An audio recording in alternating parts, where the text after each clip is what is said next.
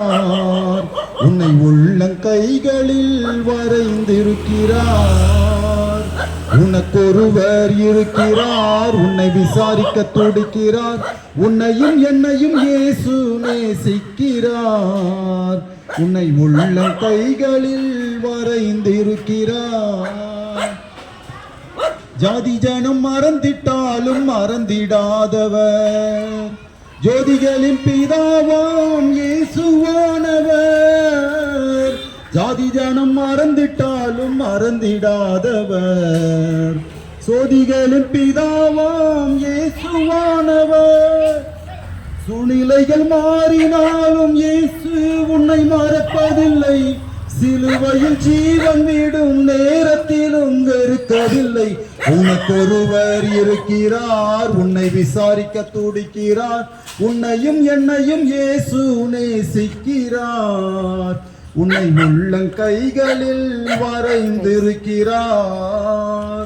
உனக்கொருவர் இருக்கிறார், உன்னை விசாரிக்க துடிக்கிறார். உன்னையும் என்னையும் இயேசு நேசிக்கிறார். உன்னை உள்ளங்கைகளில் வரைந்திருக்கிறார். ஆம், என் அன்புக்குரியவர்களே, நம்மை ஒருபோதும் மறவாத ஒரு தெய்வம் உண்டு. நம்மை மிகவும் அதிகமாய் நேசிக்கிற ஒரு தெய்வம் உண்டு. அவர் நம்மை அறிந்திருக்கிறார், நம் பெயர்களை அறிந்திருக்கிறார், நம்மை அவர் முற்றிலும் அறிந்திருக்கிறார். அவரே நம்மை தாயின் வயிற்றிலே உருவாக்கின தெய்வம். அவர் நம்மை தேடி வந்த தெய்வம், நமக்காக தனது உயிரையே தந்த தெய்வம். அவர்தான் இயேசு கிறிஸ்து. அவர் இந்த பூமி வாழ்க்கையிலே வந்து மனிதனாய் பிறந்த தெய்வம்.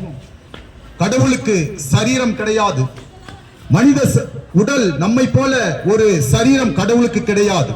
அவர் வானத்திற்கும் பூமிக்கும், அவர் வானம் எனது சிங்காசனம், பூமி எனது பாதப்படி என்று உரைத்திருக்கின்றார். அவர் அவ்வளவு பெரிய தேவன், மகா பெரிய தேவன். அவர் மனித உடல் கொண்டு இந்த பூமியிலே வந்து வாழ்ந்தார், மனித வாழ்க்கையை வாழ்ந்தார். ஆகவேதான் அவருக்கு நம்முடைய மனித வாழ்க்கையை நாம் படக்கூடிய வேதனைகளை, துன்பங்களை, பாடுகளை அவர் அறிந்திருக்கிறார்.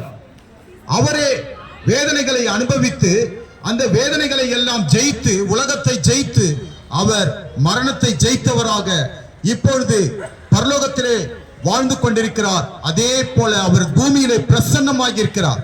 அவர் மகிமை அடைந்து விட்டார், மரணத்தை ஜெயித்து விட்டார், உயிர் தெழுந்து விட்டார். இப்பொழுது அவருடைய பிரசன்னம் பூமி முழுவதுமாக நிறைந்திருக்கிறது. அவர் நம்மை அறிந்திருக்கிறார், நம்முடைய நினைவுகளை அறிந்திருக்கிறார், நம் பெயர்களை அறிந்திருக்கிறார். ஆகவேதான் நாம் இப்பொழுது பாட கேட்டோம், உனக்கு ஒருவர் இருக்கிறார், உன்னை விசாரிக்க துடிக்கிறார், உன்னையும் என்னையும் இயேசு நேசிக்கிறார் என்று சொல்லி.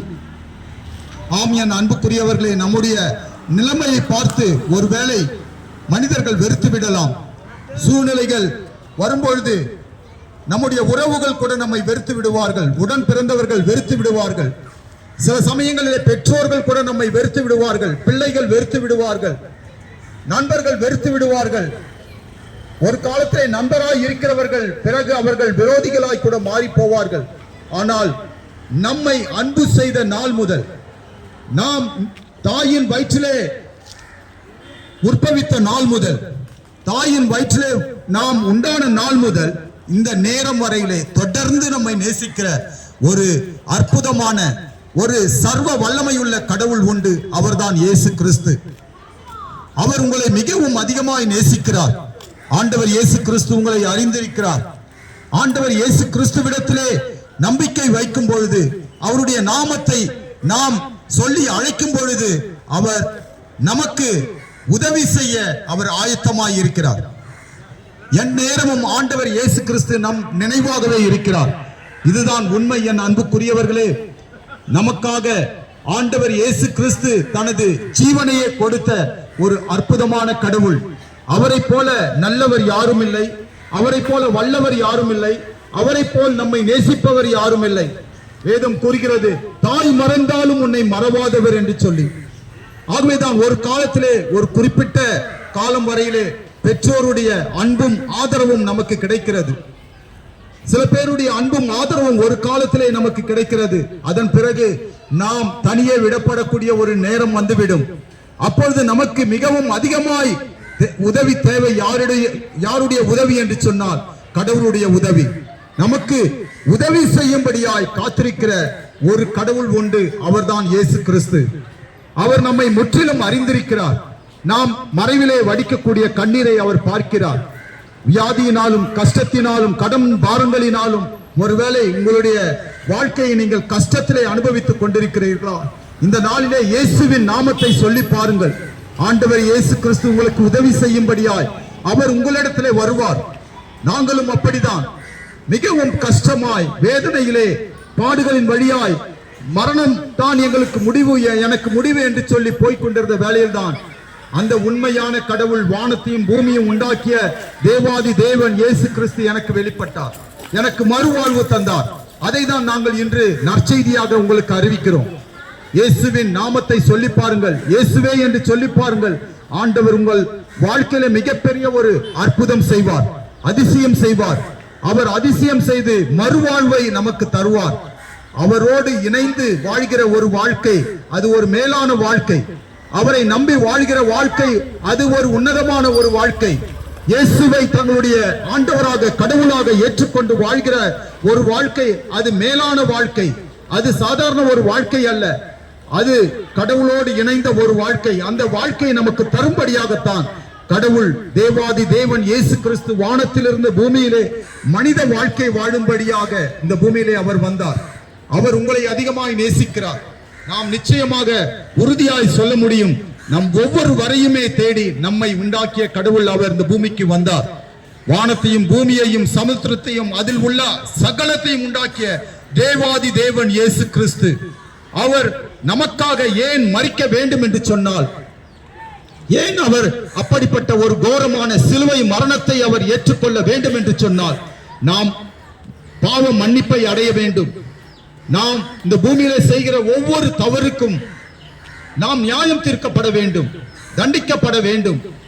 ஆனால் அந்த நியாய தீர்ப்புக்கு நாம் தப்பித்துக் கொள்ள வேண்டும் என்பதற்காக கடவுள் நிச்சயமாகவே ஒரு நாள் நம்மை இந்த பூமியிலே நாம் செய்கிற ஒவ்வொரு தவறுக்கும் நியாயம் தீர்ப்பார். அந்த நியாய தீர்ப்புக்கு நாம் தப்பித்துக் கொள்ள வேண்டும் என்று சொன்னால் ஆண்டவர் இயேசு கிறிஸ்து நமக்காக, உனக்காக, எனக்காக சிலுவையிலே ரத்தம் சிந்தி மரித்திருக்கிறார். பாவ பரிகாரத்தை அவர் செய்திருக்கிறார். நாம் எவ்வளவுதான் நம்மை உபத்திரவத்திற்கு உட்படுத்தினாலும், பல மைல் தூரங்கள் நடந்து சென்றாலும், நம்மை நாம் துன்புறுத்தி கொண்டாலும் நம்முடைய பாவங்கள் மன்னிக்கப்படாது. நம்முடைய பாவங்கள் மன்னிக்கப்படுவதற்கான ஒரே வழி இயேசு கிறிஸ்து தான். அவரே மனிதர் அனைவருடைய பாவங்களையும் சுமந்து தீர்த்த தேவன். ஆகவேதான் பரிசுத்த பைபிள் கூறுகிறது, அவர் உலகத்தின் பாவங்களை சுமந்து தீர்த்த தேவ ஆட்டுக்குட்டி. அவர் கடவுளின் பார்வையிலே அவர் மிகவும் பயங்கரமான கொடூரமான பாடுகளை நமக்காக ஏற்றுக்கொண்டபடியால் அவரை முன்னிட்டு தந்தையாகிய கடவுள் நம்முடைய பாவங்களை மன்னிக்க அவர் ஆயத்தமாய் இருக்கிறார். இயேசு கிறிஸ்து நம் ஒவ்வொருவருக்காகவே தம்முடைய மாசற்ற ரத்தத்தை சிந்தினார். அவர் நமக்காக மரித்தபடியால் நமக்கு ஒரு புது வாழ்வை தரும்படியாக ஆண்டவர் இயேசு கிறிஸ்து விரும்புகிறார். இந்த நாளிலே நீங்கள் ஒருவேளை இதயத்திலே ஆண்டவர் இயேசுவை இல்லாத ஒரு வாழ்க்கை வாழ்ந்து கொண்டிருக்கலாம். இப்பொழுது இயேசுவை உங்கள் இதயத்தில் ஏற்றுக்கொண்டு பாருங்கள். இயேசுவை ஏற்றுக்கொண்டு பாருங்கள். ஒரு தெய்வீக சமாதானம், அறிவு கெட்டாத ஒரு தெய்வீக சமாதானம் உங்களுடைய இருதயத்தை நிரப்பும். உங்களுக்கு ஒருவேளை மிகுந்த பெரிய பாடுகள் இருக்கிறதா, கஷ்டங்கள் இருக்கிறதா, இயேசுவே என்று சொல்லி பாருங்கள். இயேசுவோடு இணைந்த வாழ்க்கை, இயேசு நம் இதயத்தில் வாழ்கிற வாழ்க்கை, அது மிகவும் சந்தோஷமான ஒரு வாழ்க்கை, ஒரு சந்தோஷமான வாழ்க்கை. அது கடவுளுடைய இரக்கத்தை நமக்கு தருகின்ற ஒரு வாழ்க்கை. ஆண்டவர் இயேசு கிறிஸ்து உங்களை அதிகமாய் நேசிக்கிறார். நீங்கள் யாராக இருந்தாலும், எந்த மதத்தை சார்ந்தவர்களாக இருந்தாலும், நாங்கள் மதத்தை பிரச்சாரம் செய்யவில்லை, மாறாக கடவுளை நாங்கள் அறிவிக்கிறோம். அந்த உண்மையான கடவுளை நாங்கள் அறிவிக்கிறோம். இயேசுவே அந்த உண்மையான கடவுள், இயேசுவே அந்த உண்மையான வழி. நாம் கடவுளை அடைவதற்கான ஒரே வழி இயேசு கிறிஸ்துவே. அவரே மனிதனையும் கடவுளையும் இணைக்கிற தேவாதி தேவன். அவர் மனித வாழ்க்கை இந்த பூமியிலே வாழ்ந்தார். உங்களை அதிகமாய் நேசிக்கிறார். ஆண்டவர் இயேசு கிறிஸ்துவிடத்திலே உங்கள் வேதனையை குறித்து சொல்லி பாருங்கள். நீங்கள் ஆண்டவர் இயேசுவினுடைய நாமத்தை சொல்லி பாருங்கள். நிச்சயமாகவே ஆண்டவர் இயேசு கிறிஸ்து இந்த நாளிலே ஒரு அற்புதத்தை செய்து உங்களுக்கு ஒரு புது வாழ்வை தர அவர் வல்லமை உடையவராய் இருக்கிறார். ஒருவேளை வியாதியிலே கஷ்டப்படுகிறீர்களா, கடன் பாரத்தினால் கஷ்டப்படுகிறீர்களா, ஆண்டவர் இயேசுவை நோக்கி பாருங்கள். எல்லா வேதனையிலிருந்து விடுவிக்க அவர் வல்லமை உடையவராய் இருக்கிறார். தம்மை உண்மையாய் தேடுகிற அனைவருக்கும் அருகிலேயே ஆண்டவர் இயேசு கிறிஸ்து இருக்கிறார். அன்புக்குரியவர்களை, இப்பொழுதும் ஒரு சிறு பிரார்த்தனையோடு கூட இந்த ஜெபத்தை நாங்கள் முடிக்கிறோம். அன்பின் தகப்பனே, இயேசு மகாராஜாவே, இந்த வேளையிலே ஆண்டவரே உமது நாமத்தை கேள்விப்பட்ட ஒவ்வொருவருக்காகவும் உமக்கு நாங்கள் நன்றி செலுத்துகிறோம்.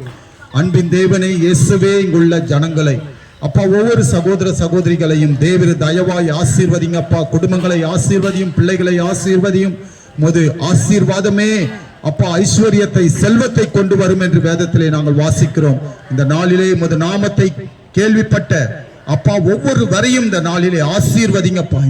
இங்க இருக்கக்கூடிய ஒவ்வொரு வரையும், ஒவ்வொரு குடும்பத்தையும் தேவரே தயவாய் ஆசீர்வதிங்கப்பா. அவர்களுடைய கண்ணீரை துடைத்து அப்பா ஒரு புது வாழ்வை தரும்படியாக நாங்கள் ஜெபிக்கிறோம். உமது திருக்கரத்திலே எல்லாவற்றையும் ஒப்புக் கொடுக்கிறோம். இயேசு கிறிஸ்துவின் நாமத்தில் பிதாவே, ஆமென்.